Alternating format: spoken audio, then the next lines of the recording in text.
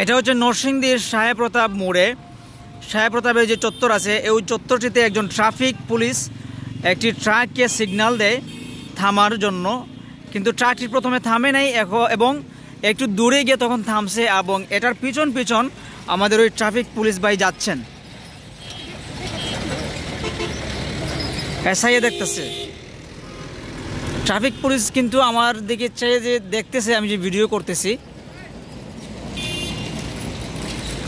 হ্যাঁ, ওনারা কথাবার্তা বলতেছে। গাড়িটাকে আটকাই দিছে এখানে।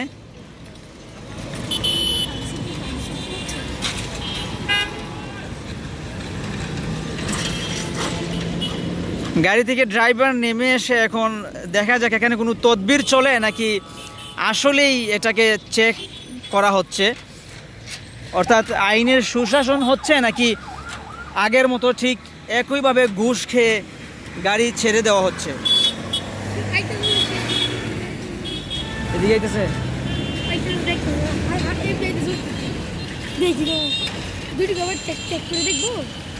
দেখ দেখুন এখানে এই চত্বরটাতে কত বড় বুর্বক মানুষ হলে এই চত্বরটাতে দেখেন গাড়িটা থামিয়ে প্যাসেঞ্জার নিচ্ছে এবং নামাচ্ছে এই গুল চত্বরের মধ্যখানে।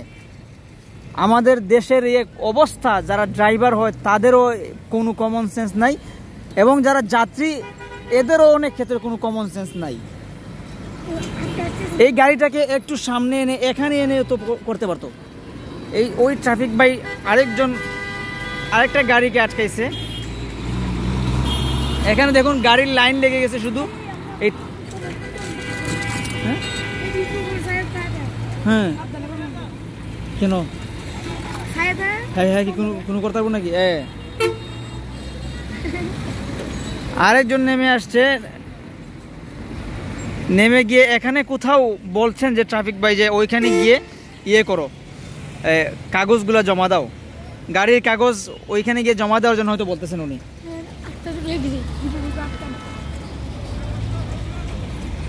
তো এই হচ্ছে আমাদের দেশের আজকের অবস্থা।